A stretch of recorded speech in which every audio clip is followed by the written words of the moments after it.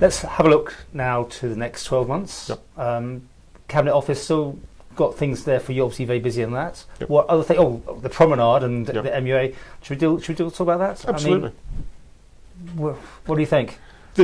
I think what we need to do is consolidate what's happened already. There obviously have been some problems with communication, both with people who live along the promenade, those people who work and run businesses there, but also we need to make sure that the communication between the different contractors and Manx Utilities and the Manx Gas, everyone else is putting infrastructure under the road, is as good as possible so we finish this on time. Have you got it right? It's behind schedule, we can get it better.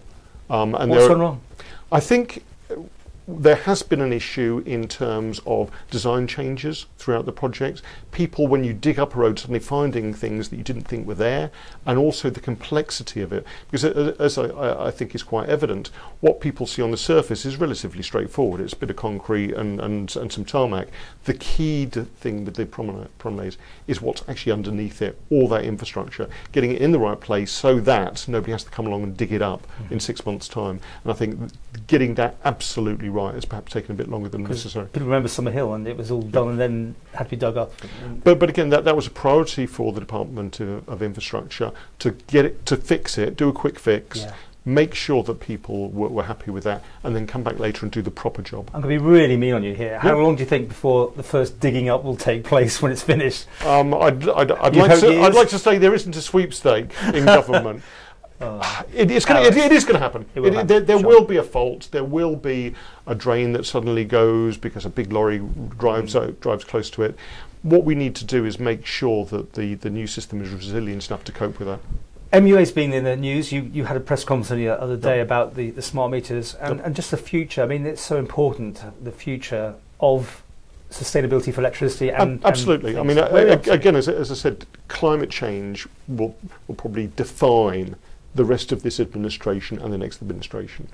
The way we tackle it, the way we deal with our own obligations, but the way we do that and make sure people aren't left behind, make sure people aren't charged so much for their electricity that they can't afford it, make sure that those people who can't afford an electric car actually have an option. We need to do that better work. What Manx Utilities is, I think, can provide the solutions. The policy will be determined by government, particularly by DEFRA and the DOI, but we can actually, given that signpost, we can then lead with it. So smart meters are the first part in creating a smart grid. 80 million. 80 million over 10 years. And from government/EU.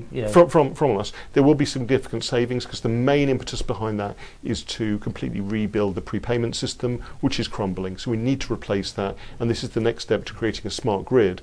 And we're already looking at how we then introduce renewables into that grid, either through home generation or actually getting some wind farms up, getting some solar panel farms up. Okay, let's quickly about that, because I mean, wind farms in the Isle of Man, who's going to want one of those in their backyard, right? Yep. Well, this is massive problem there, surely. It is, but the whole idea about climate change, and I'm really looking forward to the report in January that comes through from the steering group, is it is a complete change in our behaviour and culture. People don't like windmills. Well, some people don't like windmills. Personally, I do. If we could accommodate those objections and get the right height, put them in the right areas, make sure that they didn't affect wildlife. It's called being offshore, surely. That may be part of the mix. Like the UK have done right up to No, absolutely. limits. That may be part of the mix. We may need a large offshore wind farm. On the other hand, empowering people who own land, whether they be farmers or homeowners, to put up their own windmills, to put up their own solar panels, to actually create power that they can then feed back into the grid and get a decent price for that, is incredibly important. Because I think what we'll see in the future isn't just one big wind farm. We're going to need a whole array of replacements for conventional fossil fuels running in over the next couple of decades, and we will still probably need a fossil fuel supply for really quick fixes for high volume demand. But I mean, how friendly is the MUA? I mean, the centre up in the North of the Island, the Innovation Centre, they've got all these fantastic PV on the roof, but they have to dump the top bit because they over the quota. And again, one of the commitments I gave to Tim Wald earlier on in the year was to look into our feed-in tariffs to make them as fair as possible. But again, in terms of bringing along everyone, is it fair that if you happen to own a big big building and put solar panels on there, you get a profit. And yet if you live in a bedsit in Ramsey, you can't benefit from that. We need to make sure that the system is fair and sustainable, both environmentally but also economically. Are you going to go to Alf Cannon to try and get some sort of rebates? I mean, people put in have electric cars, but it costs them £500 to put your meter in to get the cheap rate, which takes years to pull back. It's nonsense, isn't it? And we need to change that. And one of the ideas with smart meters is getting rid of that and moving towards time of use tariff. I think what you're saying about the Treasury Ministry is quite correct. In January when we get this report, there will have to be some body of money, some climate change fund to power this, because we're talking about initially some upfront costs, whether it's when you're building a new school, you put in ground source heat pumps, whether you're building a new office block, you put solar panels on the roof, you insulate it properly. All these things cost money up front, but we know long term have the right payback, and also we're going to help save the planet. We've completely gone to one subject. Sorry, so many things that you're involved in. What else are you looking forward to coming in the next 12 months before we hit year 4 that you want to pursue? The legislation we're bringing through from the Department of Home Affairs, both myself, Claire Bettison and the Minister, is really important to get that through, and then to get the right training for the police, the courts and juries to implement it. I think will be a culture change in the way people are treated on this island if they're the victim of assault, whether that's domestic or sexual assault. Right. I think that's incredibly important. We've also got in October a statement by Minister Ashford about medicinal cannabis. That's something that I've been personally very keen on trying to promote. That hasn't moved anywhere in the last 12 months, has it? Yes, it has. We've had the public consultation which showed the overwhelming majority of people are in favour of it. We've then had medical or medicinal use. Medicinal use Of not cannabis. Walking into a shop and buying a spliff. Not recreational use. Right. Not yet. Medicinal use of cannabis, and I think in terms of this administration, the aim will be to actually get the right regulation so that people can start growing and processing medicinal cannabis initially for export, but then can actually feed into a home market. Because one of the problems with the United Kingdom, when they've changed the law, people aren't prescribing it and people can't get it. They have to import it from Holland. That's ridiculous. We need to have that industry. And the Channel Islands seem to have a march on us slightly, I think, on this whole thing. Slightly. They haven't got a landmass. They haven't. We can do things here that nobody else can. Right. And one of the things I suppose frustrating for me is I still believe the Isle of Man can be nimble, can be innovative, can actually make changes quickly. Ooh. I do. You haven't been worn down by the system yet, then? Not yet. No. Not yet. Perhaps you can call me naive. I think we have the potential for doing that. But there is this culture within government of fear of failure. And I'm not sure whether that's social media, whether it's good reporting by yourself, challenging people. We need to get over that fear. We need to be a little bit bolder. We need to protect our own environment. You've hit the nail on the head there, because, I mean, there is this desperate thing that certain, presumably civil servants, are just dead scared of making that move. And I can understand that. Anyone who's, for instance, Vision 9, who lived through that process, who lived through all the reports, who lived through all the committee, the committees, or all the speeches about it, that was on paper seemed to make sense. Yeah. Why is government organising the TT? Why don't you give it to somebody who knows what they're doing?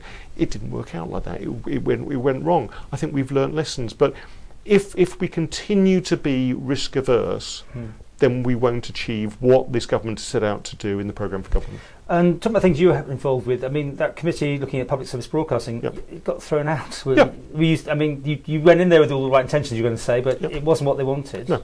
So you got new plans, or you waiting for Manx Radio to come up with their own? I was voted in to comment on public sector media and broadcasting in general.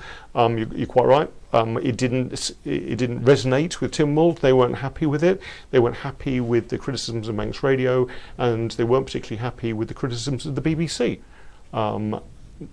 Actually, I will still stand by a lot of the recommendations we made. I think they were valid. Whether other people want to agree with them or not, they were recommendations. They weren't a policy. Where does that go from now? Minister Thomas is in negotiations with the BBC about the amount of money the Manx Economy get and Manx Radio get for public sector broadcasting. We now have an ongoing battle as well, both here and in the UK, about licences for over 75s, again, which is going to muddy the waters. Yeah. But I think there still is that need to have a decent, broad public service media provision on the Isle of Man. that is properly funded, that gives jobs to journalists both to train and progress in their careers. Okay, we're running out of time, and so it's time for some numbers. And you were safe 7 again, I think, last year. 8 out of 10 this year.